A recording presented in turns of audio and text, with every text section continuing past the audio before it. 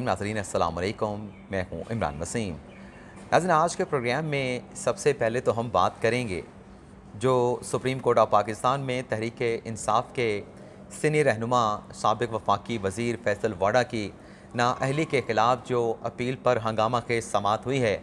इस अदालती कार्रवाई का अहवाल आप नाज़रीन के साथ शेयर करेंगे। नाज़रीन, आज की समाअत में 3 रुकनी बेंच की रुकन जस्टिस आयशा मलिक साहिबा ने एक ऐसा नुक्ता सामने लाया है जिसने इस केस की जो हैयत है उसे बज़ाहिर मुकम्मल तौर पे तब्दील कर दिया है। और ये नुक्ता सामने आने से पहले बज़ाहिर ऐसा लग रहा था कि फैसल वाडा, जिन्हें इलेक्शन कमीशन की जानिब से आर्टिकल 62(1)(f) के तहत पार्लिमानी सियासत से ताहयात नाअहल करार दिया गया था, बज़ाहिर ऐसा लग रहा था कि इनकी ताहयात जो नाअहली है उसे ख़त्म करके जो डिस्क्वालिफ़िकेशन है उसे 5 साल या फिर 1 टर्म डिस्क्वालिफ़िकेशन में तब्दील कर दिया जाएगा। लेकिन आज दौरान समाअत जस्टिस आयशा मलिक साहिबा एक ऐसा नुक्ता सामने लेके आईं जिसने इस केस को मुकम्मल तौर पे तब्दील कर दिया है, जिससे इस केस की जो कम्प्लेक्शन है, जो हैयत है, वो मुकम्मल तौर पे तब्दील हो गई है। तो ये सारी डिटेल आज की अदालती कार्रवाई की आप नाज़रीन के साथ हम शेयर करेंगे। और इसके अलावा हमारे आज के व्लॉग की जो दीगर ख़बरें हैं उनकी तफसीलात भी आपकी खिदमत में पेश करेंगे। तो पहली खबर से ही गुफ्तगू का बाकायदा आगाज़ करते हैं। नाज़रीन, चीफ जस्टिस की सरबराही में 3 रुकनी बेंच ने आज फैसल वाडा की अपील पर जब अदालती कार्रवाई का आगाज़ किया तो उनके वकील यानी फैसल वाडा के वकील वसीम सजाद की जानिब से कहा गया कि गुज़िश्ता समाअत पर मुझे फार्मूलेशन जो है वो अदालत में जमा करवाने का हुक्म दिया गया था। तो वसीम सजाद ने कहा कि जिन फार्मूलेशन का अदालत ने हुक्म दिया था वो फार्मूलेशन ऑलरेडी जो है वो अदालत के रिकॉर्ड पे आ चुकी हैं। और फिर फैसल वाडा के वकील वसीम सजाद ने कहा कि जो बयानी हल्फी है जो फैसल वाडा ने अपने नॉमिनेशन पेपर के साथ रिटर्निंग ऑफिसर के पास जमा करवाया था,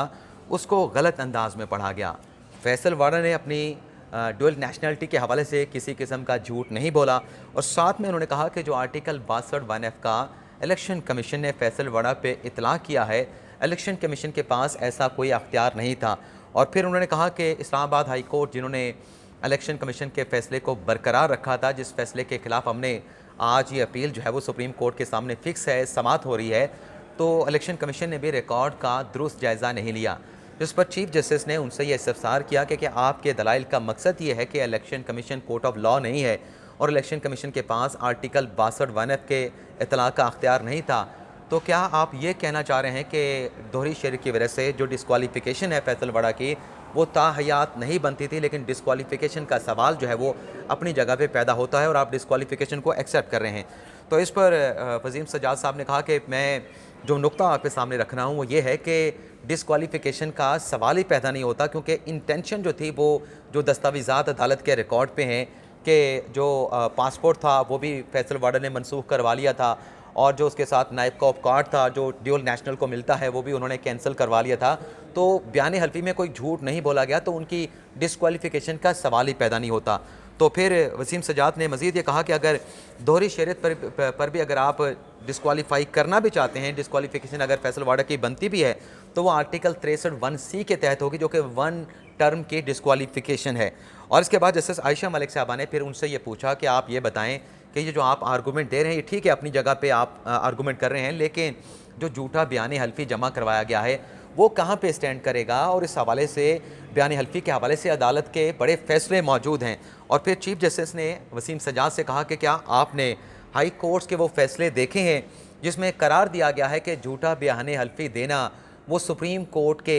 हुक्म की खिलाफ वर्जी भी होगी, वो एक सादिक और अमीन भी नहीं होगा। तो क्या आपके ऐसे ये जो फैसले हैं आपकी नज़रों से गुजरे हैं। और फिर जस्टिस आयशा मलिक साहबा ने वसीम सजाद साहब से कहा कि झूठा बयान हल्फी जमा कराना दरअसल अवाम के साथ झूठ बोलने के मुतरादिफ है। और चीफ साहब ने कहा कि अगर झूठा बयान हल्फी, जो कि सुप्रीम कोर्ट का 2018 का फ़ैसला है, हबीब अकरम के नाम से ये फ़ैसला सुप्रीम कोर्ट ने दिया था, ये झूठा बयान हल्फी देना जहाँ एक अदालती हुक्म की खिलाफ वर्जी है तो कंटेम्प्ट है, और साथ में ऐसे झूठे बयान हल्फी के अलग से नताइज और दूरस असरात भी होते हैं। और फिर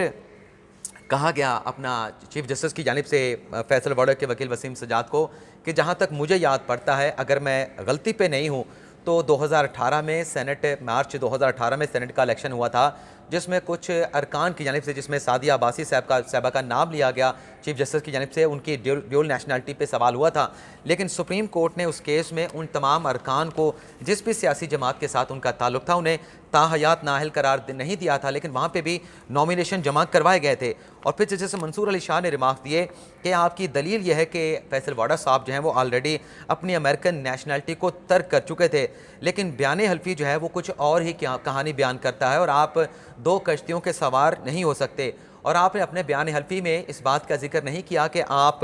बाई बर्थ जो है वो अमेरिकन नेशनल थे, लेकिन आप बयान हल्फी में कुछ और बातें करते रहे। तो आप अगर ये बयान करते कि बाई बर्थ जो है वो फैसल वाडा ड्यूल नेशनल थे, तो आपके जो दलाइल हैं उन्हें भी एक्सेप्ट किया जा सकता था, उनमें वज़न ज़रूर होता। और फिर जैसे आयशा मलिक साहबा ने कहा कि जो तारीखें बताती हैं कि आप कह रहे हैं कि ड्यूल नेशनलिटी को तर्क कर दिया है, आपने बयान हल्फी के लिए जो एफिडेविट होता है वो आपने 4 जून को हासिल किया, और बयान हल्फी जो आपने 11 जून 2018 को जो है वो आपने रिटर्निंग ऑफिसर के पास जमा करवाया था। तो फिर फैसल वाडा के वकील वसीम सजाद साहब ने इन सवालों के जवाब देते हुए मज़ीद उन्होंने अपने दलाइल में कहा कि 29 मई को फैसल वाडा ने अपना नाइक कॉप कार्ड, जो किसी भी दोहरी शहरियत के हामिल शहरी को जारी किया जाता है, वो उन्होंने खुद जाके नैदरा में कैंसिल करवा दिया, और पासपोर्ट जो मनसूख था वो भी रिटर्निंग ऑफिसर के सामने उन्होंने पेश कर दिया। तो जस्टिस आयशा मलिक साहबा ने फिर उनसे ये सवाल पूछा कि आप ये बताएं कि जो पासपोर्ट मनसूख हुआ, वो पासपोर्ट मनसूख होने के हवाले से जो आपने दस्तावेज़ात जमा करवाई थी आर ओ के पास, क्या वो दस्तावेज़ात आपके पास हैं? ऐसी कोई दस्तावेज़ात का जो रिकॉर्ड है उसमें किसी किस्म का जिक्र नहीं। और फिर जस्टिस आयशा मलिक साहबा ने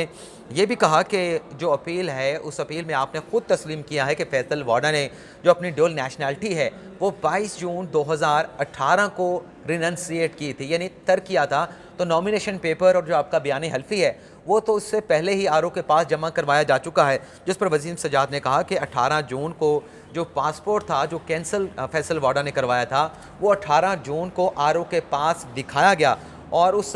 पासपोर्ट को आर ओ यानी डिस्ट्रिक्ट जज ने देखने के बाद अपना फ़ैसला सुनाया, और आर ओ का वो जो फ़ैसला है उसे किसी मुखालिफ उम्मीदवार और हल्के के वोटर की जानिब से किसी अदालती फोरम पे जो है वो चैलेंज नहीं किया गया। और फिर वसीम सजाद ने कहा कि सवाल असल ये है कि क्या आर्टिकल 62(1) के तहत फैसल वाडा को डिस्क्वालीफाई किया जा सकता था? इलेक्शन कमीशन के पास तो कोई जुडिशल पावर नहीं है, वो कोई अदालत नहीं है, तो ये सवाल अदालत के सामने है। और फिर जस्टिस आयशा मलिक साहबा ने कहा कि ये कैसे हो सकता है कि शहरियत के बाद यानी आप पासपोर्ट मनसूख कराएं, तो इससे कैसे मतलब ये हम अखज़ कर सकते हैं कि आपने अपनी नेशनलिटी को भी तर्क कर दिया है। और फिर इलेक्शन कमीशन के वकील रोस्टम पर आया और उनकी जानिब से कहा गया कि ये जो पासपोर्ट की मनसूखी है इसका नेशनलिटी के साथ किसी किस्म का ताल्लुक़ नहीं है। रिकॉर्ड पे अमेरिकन एम्बेसी का लेटर मौजूद है जिसमें अमेरिकन एम्बेसी ने ये कहा है कि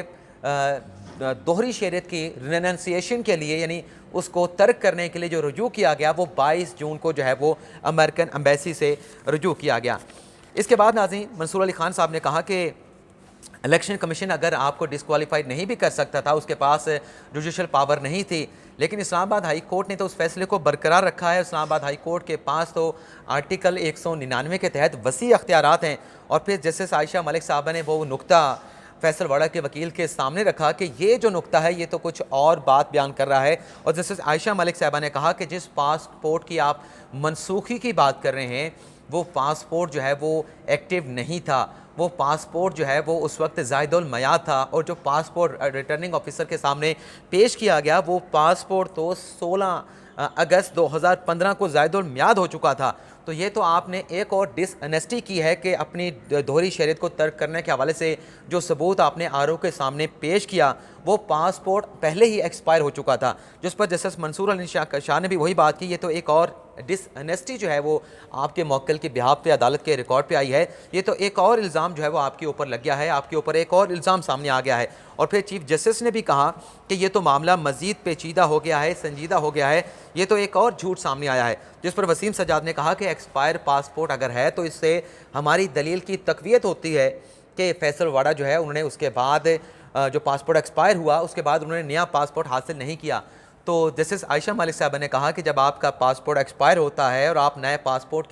के लिए जाते हैं, नया पासपोर्ट लेने के लिए जाते हैं, उसके रिन्यूअल के लिए जाते हैं, तो ऑलरेडी जो पहले से आपका एक्सपायर पासपोर्ट है उस पर स्टैंप लगाई जाती है कैंसल की, मनसूखी की। तो तो ये तो बज़ाहिर ऐसा लगता है कि उसके बाद आपने एक नया पासपोर्ट जो है वो इशू करवाया है, और जो आपका पासपोर्ट का नंबर है जो डॉक्यूमेंट्स में दिया गया है वो और है, और जो आपने पासपोर्ट आरोप के सामने पेश किया वो पासपोर्ट कुछ और है, उसका नंबर कुछ और है। और इसके बाद मंसूर अली शाह ने कहा कि 2015 के पासपोर्ट का इस्तेमाल करना एक और बदनीयती है कि आपने अपनी नेक नीयतों को साबित करने के लिए 2015 का एक्सपायर्ड पासपोर्ट जो है वो आरओ के सामने पेश किया। तो पासपोर्ट की मनसूखी से शहरियत का तो ताल्लुक अब बिल्कुल ही नहीं बनता, जिस पर क्योंकि वक्त ख़त्म हो गया था और अदालत की जानब से कहा गया कि केस की समाअत को कल तक मुलतवी करते हैं। तो वसीम सज्जाद साहब जो कि अदालती कार्रवाई के आगाज़ में कह रहे थे कि वो अपनी फार्मूलेशन ऑलरेडी अदालत में जमा करवा चुके हैं, तो अदालत ने कल तक समाअत को मुलतवी करने का कहा। तो वसीम सज्जाद साहब ने कहा कि कल नहीं, आप अगले हफ्ते तक जो है वो केस की समाअत को मुलतवी करें, ताकि जो फार्मूलेशंस हैं वो मैं तैयार करके अदालत के सामने रखूँ। तो जस्टिस मंसूर अली शाह ने कहा कि जो सवालात आपसे पूछे हैं हो सकता है कि उन सवालों का जवाब आपको आइंदा हफ्ते तक भी ना मिल सके, लेकिन चलें आप कहते हैं तो मुकदमे की समाअत जो है वो अगले हफ्ते तक जो है वो मुलतवी कर दी जाती है। तो ये आज की अदालती कार्रवाई रही फैसलवाड़ा की नाहली के हवाले से। अब जो बाकी खबरें हैं जल्दी जल्दी उनकी तफसीलात भी आपके साथ हम शेयर कर लें। एक तो नाजरीन, सारा इनाम कत्ल केस में आज एक और गिरफ्तारी हुई है। सारा इनाम कत्ल केस के जो मरकज़ी मुलज़म हैं शाहनवाज़ ज़मीर, उनकी वालदा यानी समीना शाह को आज ज़मानत की दरख्वास्त खारिज होने पर अहाता अदालत से गिरफ्तार कर लिया गया है। तो ये एक बड़ी गिरफ्तारी जो है वो सारा इनाम कत्ल केस में जो है वो पुलिस की जानिब से अमल में लाई गई है, और ये गिरफ्तारी अदालत से ज़मानत ना मिलने की बुनियाद के ऊपर जो है वो की गई है। अगली खबर, पुलिस थानों में दौरान तफ्तीश तशद्दुद के मामले पर जो इस्लामाबाद हाई कोर्ट में पीपल्स पार्टी के रहनुमा फ़रहतुल्लाह बाबर, ईमान मिज़ारी और एक और वकील हैं उसामा खाबर, उनकी जानिब से एक दरख्वास्त दायर की गई थी। उस दरख्वास्त पे जो समाअत है यानी जो मुकदमा है, आज चीफ जस्टिस अतर मिनल्ला साहब ने उस केस को दूसरी अदालत में जो है मुंतकिल कर दिया है। और बज़ाहिर ऐसा लगा कि कल की समाअत के बाद जो मुख्तलिफ वीलॉग्स के ऊपर बातें की गई अदालत के कंडक्ट के ऊपर, वो गालिबन जो है वो उसको मद्देनज़र रखते हुए आज जब अदालती कार्रवाई का आगाज़ हुआ तो चीफ जस्टिस ने पटिशनर वकील से पूछा, क्या आपको इस अदालत पर एतमाद है? मुझे बताया गया है कि एक वीलॉग्स में शदीद तनकीद जो है वो अदालत पे की गई है, उससे हमें फ़र्क नहीं पड़ता, लेकिन क्योंकि आपको अदालत पे यकीन नहीं है तो लिहाजा ये मुकदमा मैं अपनी अदालत से जस्टिस आमिर फ़ारूक की अदालत में मुंतकिल कर रहा हूँ। उसामा खाबर ने कहा कि जो मीडिया पे कहा गया वो अदालती निज़ाम से मुतल्लिक था, अदालत के ऊपर हमें पूरा एतमाद है, लेकिन अदालत ने मुकदमा अपनी अदालत से जस्टिस आमिर फ़ारूक की अदालत में मुंतकिल कर दिया। आज़म समाती की दरख्वास्त ज़मानत पर भी आज स्पेशल सेंट्रल कोर्ट में समाअत हुई है, जिसमें बाबर अवान साहब ने आज अपने दलाइल को मुकम्मल कर लिया है और प्रोसिक्यूटर की जानिब से दलाइल के लिए अदालत से वक्त मांगा गया और ज़मानत दरख्वास्त पर जो समाअत है